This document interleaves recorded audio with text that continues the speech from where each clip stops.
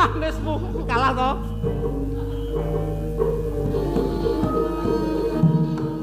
Weh, Pak. Ngomongane dhewe iki Kene, Pak. urung.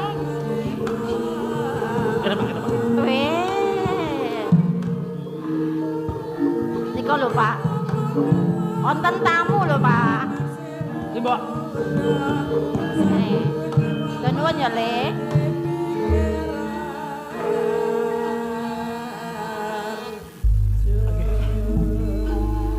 Kula nyawang mak cilik kula niku kok seneng kabeh. Rasane ten mriki kok nggo Wah, ayem. Adem ayem nggih. Beda kali Luwe-luwe aku wis tanda tangan mau. Jenengane ku Pak. Manismu. wis. Pun kasep. Ah wis keselan. Iki kok nyontoni karo si anu kuwi. Nek gandrung ki kaya ngono kuwi. Jenengan niku mriko ngendika napa jenengan niku lewang sulan sing cetha. Endi le, Ngoten. Nggih saking kademangan to. Kok wis bali? Ana perlu apa? Niki kula ajeng ngomong kalih Pak Lik sekalian. Nggih, monggo cepak-cepak nek ajeng melu kula, Lik. Melu nyang ndi iki? Melu kowe iki pitaya apa piye kowe omahmu bareng kowe piye? Melu kowe iki arep iso nyukupi apa piye? Nggih, mak cilik rak nggih sing gula wentrah kula to. Lah iya, terus arep melu kowe iki melu menyang endi? Perlune ngopo? Supaya cetha, ora kok grusa-grusu. Nggih sing cetha kula pun ditundung saking panjatan kalih Bapak. Ditundung. Nggih. Waduh. Ngopo Le? Mula Ben kaya ketoprak mau esuk sing do sarasean iki lho. waduh, mula kula nyuwun kalih mak cilik uga Ora dipercaya. nek ajeng melu kula. Monggo lunga saking panjatan. Ning ana sing dituju ora kuwi. Wonten gotak. Pembodan. Nggih. Literan to. Padipan godaan. Aja anu lho, Nggih. aja blanungan. Monggo Nek Le. ngoten kula ta. Ya wis yo. Nyiapke sandangan riyen. Kersane mengke mboten repot teng mriko. Nggih. Sandangane digawa kabeh. Ya, aku tak cepat-cepase. Ya wis. Sepakno kabeh aja nganti kecek kleri ya.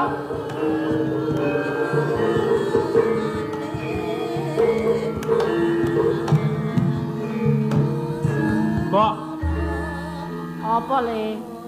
seragame padha ya PKK apa piye, Mbok? Ora no. Kakang, jebul kowe ning kene to, Kang? Iki rak ora sumirah to. Iya. Pak sapa? Lendah ki adoh lho tekan Sumirah. panjatan. Mbok rene to, Kang? Adoh men to? Rene to? Wasirah, Pak. Ayo Le. Aku ki golek Mburi kowe kira. mau. Ndak ganggu. Wis Terus kuwi wong ngomong munggah. Iya. Ora wasirah e. Perkarane iki apa to? Pun kendelke mawon kok. Jane kowe wis ngerti durung to, Kang? Mungkin ndak kepengin ampun nengak-nengok pun. Ayo nang mburi kono. Langge monggo. Ceket-ceket nggih, Lek. Ning aku ben ngerti dan tandang grayane. Ora Anoman iki rasane aku njaluk cetakno kowe tekan panjatan kene ana apa? Kang, Sederet wae aku ben weruh. Alah. leh ku nganti kedarang-darang tekan kene iki rak ya mergo piye to? Apa kowe urung ngerti to, Kang? Awake dhewe iki rak wis dijodohke to karo bapak. Perkara kuwi to. Lah iya. Perkara jejodohan antarane kowe lan aku. Tak kira kowe rak ya wis ngerti to, Kakang. Ngene ya sih. Kene Sumrah. Kowe iki wong wadon sing ayu. Ning bab perkara jejodohan iki lho kok wae yo. Yen aku cenderung iso nglakoni. Kok gunemu kaya ngono to, Kakang? Kang. Jane kowe ana apa to, Kang? Antarane kowe karo awake dhewe iki rak wis dijodohke bapak, kudune rak kowe ya mun didhawuhi bapak to. Pancen kuwi bener. Aku sing dadi anak kudu nyendikani dawuhe bapak. Ning perkara iki beda. Mergo iki nganggo rasa sih. Iya aku ngerti nek bapak katresnan. Kuwi pancen nganggo rasa, Kakang. Lah ning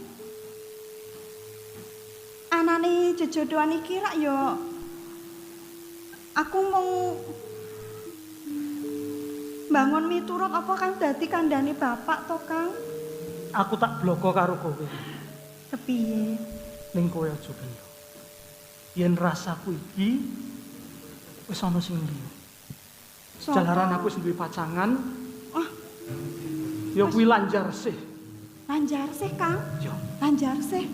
Lanjar sih sing anake Kiai sapa kae? ya Kiai Trayuda saka Godaan. Oh. Kowe ra ora apa-apa to? Wis suwe po Kang karo Yu Lanjar sih iki kok. Ya wis sawetara wektu aku duwe sambung tresna karo Lanjar. Kepara aku malah wis janji karo dheweke yen bakal tak bojo.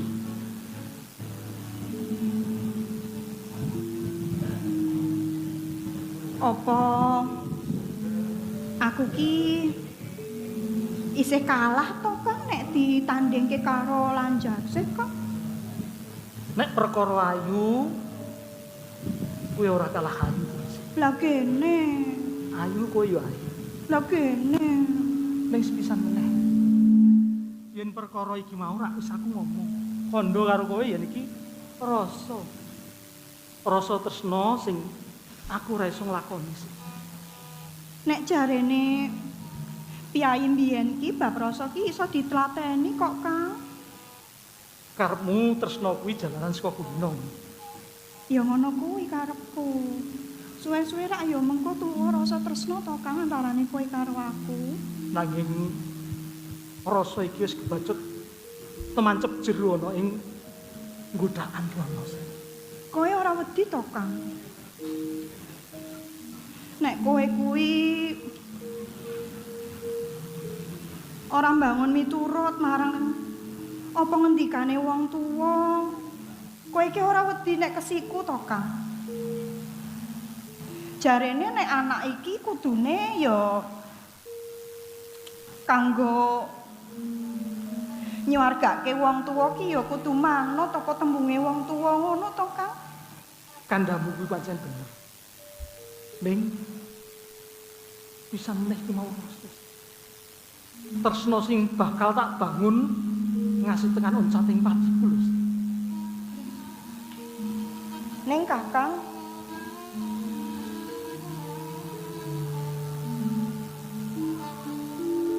apa ya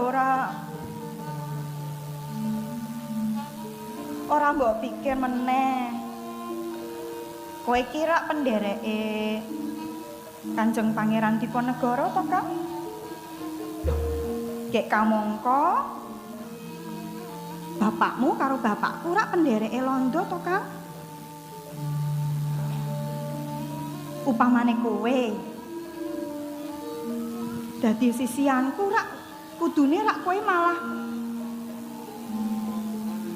ana tikoleh sing iso sabiyantu karo sing apa mbok tindakke to, Kang? Yen kandhamu kuwi pancen bener. Ning aku pengen duwe adeg-adeg dhewe lho. Aku rasa rujuk apa meneh ndumbani melu bapakku lan bapakmu sing dadi. Lah ya kuwi. Sing arep tak kandhake iki kuwi.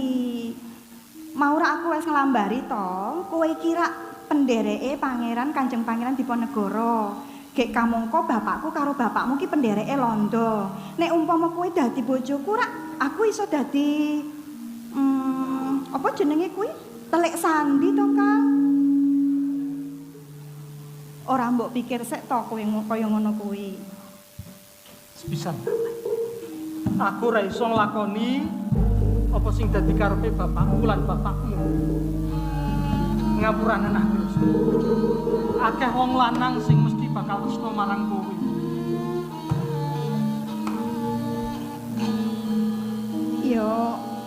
karepku yo aku Kakang iso. panggah. Lancar sih.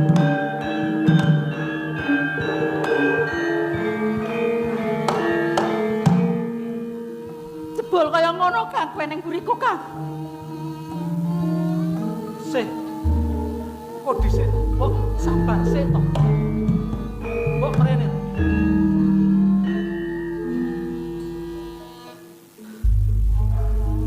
Biyen kowe kandha jare tresno. Aku apa nane Kang? Ning nyatane kowe andum katresnan karo Kang, kowe dikipatke to? Jare tresno. Lah tresno kok dikipatke lho, Kang? Mbok karo aku wae. Aku ora ngipatke kowe lho, Kang. Tak tresnani kowe. Kok dhisik. Tak eman-eman. Iki ku malah dadi selang surupe karo Silan. Lah wong genah ora gelem kok malah kowe dinesoni ngono kok. Sih.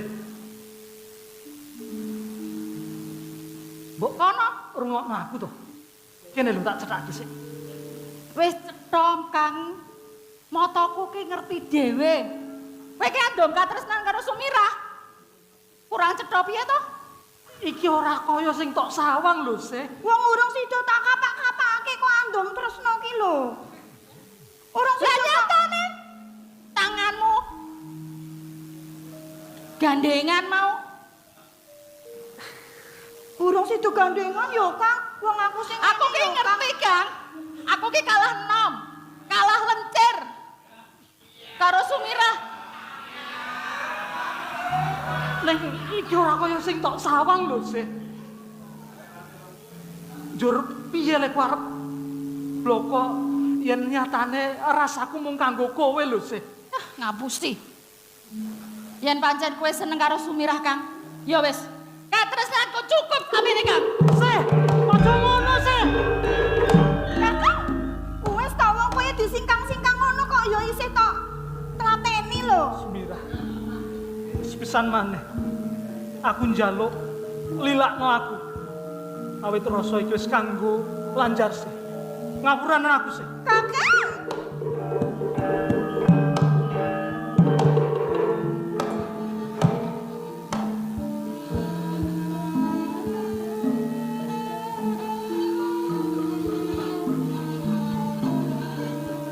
Jebul gawe senenge atine wong tuwa ki ora gampang.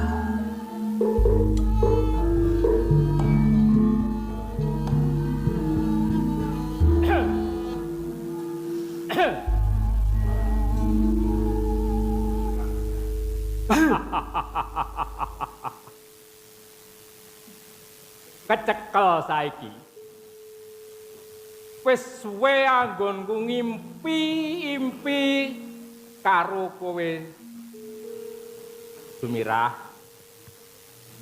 Gene tekan saiki kowe nang kene mung dhewe. Iki kanggo wektuku kang apik. Tak ngono, Kang. Kowe arep ngopo? Kowe arep ngopo? Kowe takon kowe arep ngopo? Sumirah. Ora perlu mbok tangisi si panggah. Ha? Iki ana aku sing bakal ngayomi kowe, Sumirah. Gelem karo aku, yo. Mestine kowe bakal muktiin karo aku. Lho, lah yo ngono Kang, yo. Piye? Kowe kabeh kira ngerti to? Bapakku sak keluarga. Yo. Kowe ya semono uga. Heeh. Kabeh iki pendereke londo. Bener.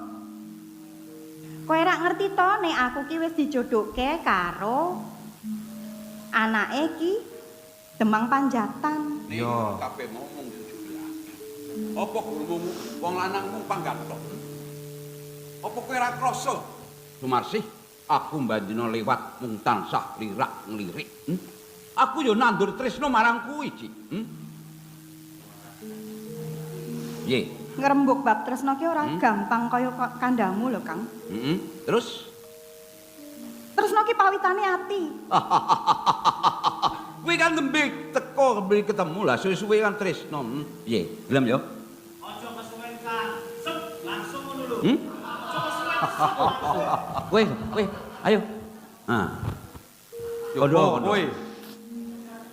Ikan hiu makan tempe. Apik.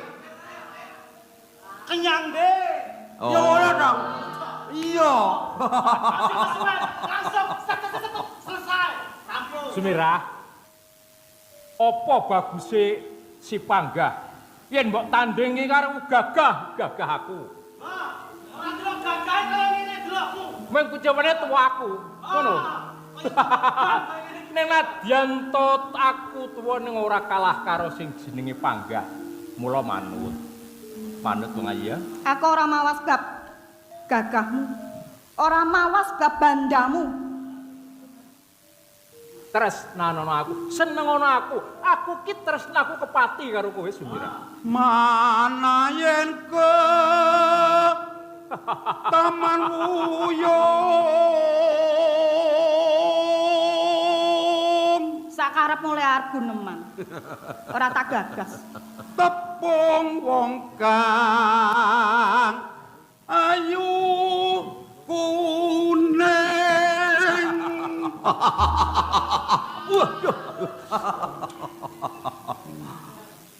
Wani karo aku. Ayo, Gua Mak. kira aku ora dilatih karo. Nah, iki. Tansaya seneng nek kowe bringas. Wani kurang ajar. Angel lamun dilalekno.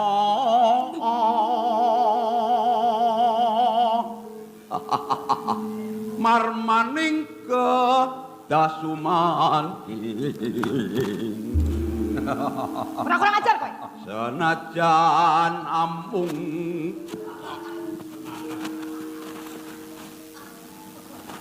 Wis ra sida lah. sedelo nambani kangening ati.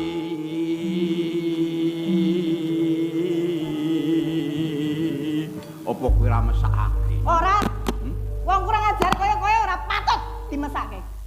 Kang mungko tresnaku jero. Karepmu, aku ora seneng karo kowe. Apa meneh weruh tumindakmu kaya ngono kuwi? Mung tumindak kasunyatane aku bisa nyukupi kebutuhanmu. Sumirah. Wani nyedak. Aja besok. Ora apik.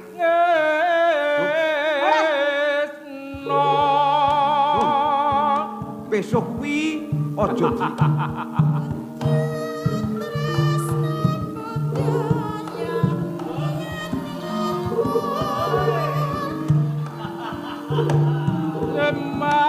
Tresno marang yaye. Wani? Ayo, mbok manut. Wong nek manut iki kepenak, nurut ya enak. Bocah wedok, Kowe kere entuk. aja sok dolanan piso. Kuwi tajem, landhep. Kere entuk ning kok aja goblok. Ya, tak kandhani aja goblok. Wani kurang ajar. Padahal aku tresno kok. Wis ana basane ya wong tresno ki. Pikiranmu kudune dinggo. Ning kene. Nek kowe arep kurang ajar, kudune kowe kurang ajar karo pendhereke Pangeran Diponegoro. Ora padha-padha karo pendhereke. Sumira. Kondo kurang ajar. Iya, Sumira. Apa? Iya, wis. Ora cedak-cedak. Ora aku arep cecak janten aku tresno karo kowe. Ora, aku ora tresno karo kowe. Mundur. Ning kuwi gaman ya diguwak dhisik. Mengko lah ya ndrawasi yen gaman kuwi mengko ngenani. Aku ora bakal nyekel gaman nek kowe ora kurang ajar. Loro apa kang sinotyo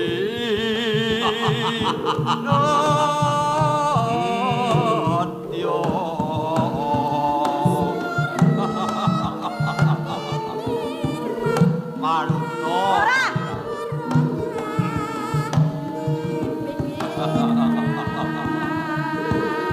Empo Ora tidak.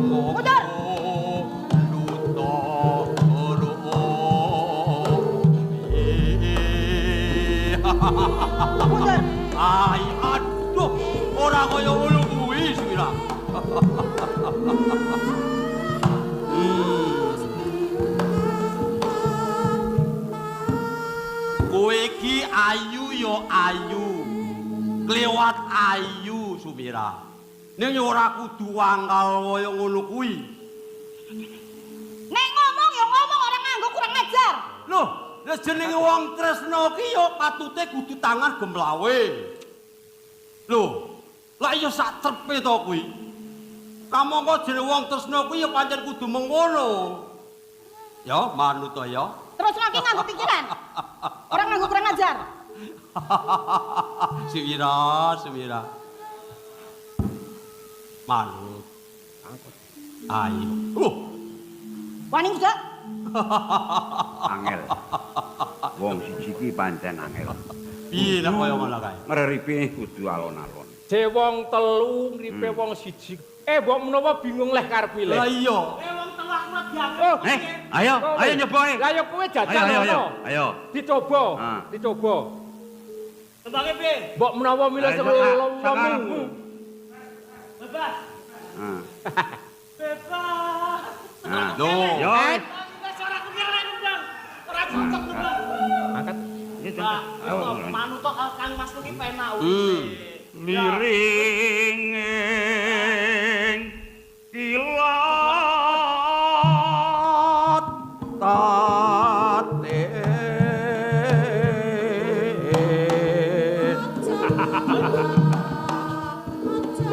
Hei, ayo. Wani?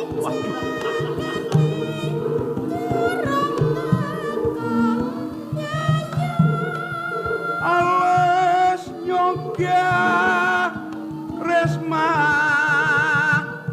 lengkong. Aku ora setuju.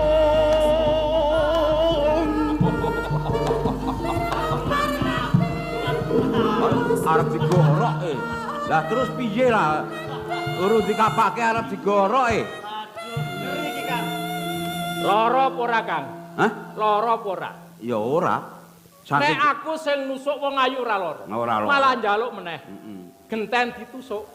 Mung nang rasa kurang pas ngono. Oh, ngono. Lapamu do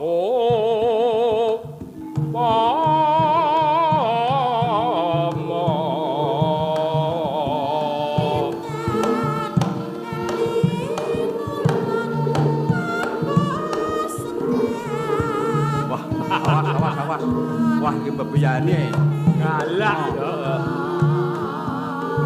lagyan nono bronto Aku ora wedi. Aku ora wedi.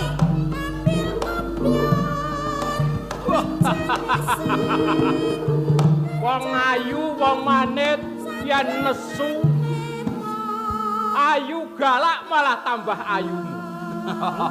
Sengkake sisan. Ora-orane kowe nek galak karo aku banjur mendho. Ning karku saya lindada. Sala indati. Wis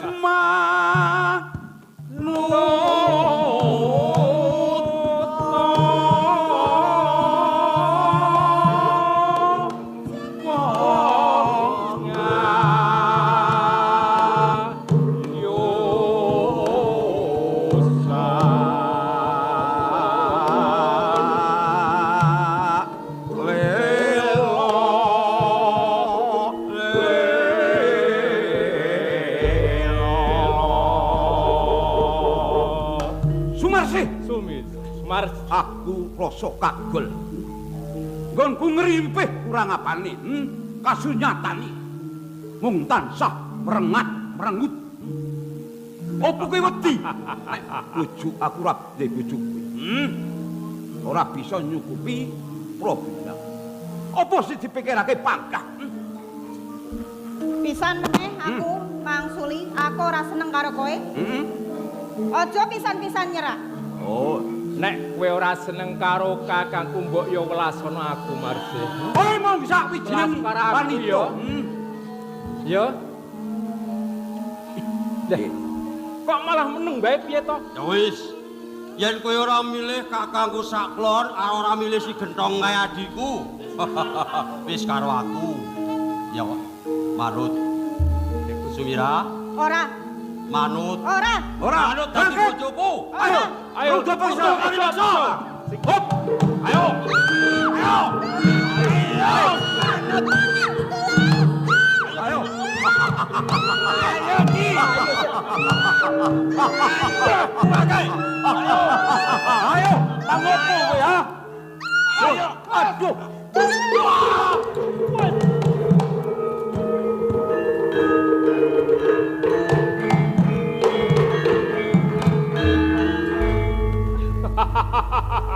Oh, Kowe wani gawe rusuh ngene. Mati kowe dereng aku kowe. Wah. Tinggal melayu. Tinggal melayu. Matur nuwun Kisana. Yo, Sampun paring pitulungan dhateng kula. kahanan ning sak pinggiring kali Praga kene agi ora tentrem. Inggih. Sik ngati-ati, Inggih. sik ngati-ati. Matur nuwun. Kowe aja mlaku dhewe ana ing kali Praga, ya. Nek ana wong takon, omong ana.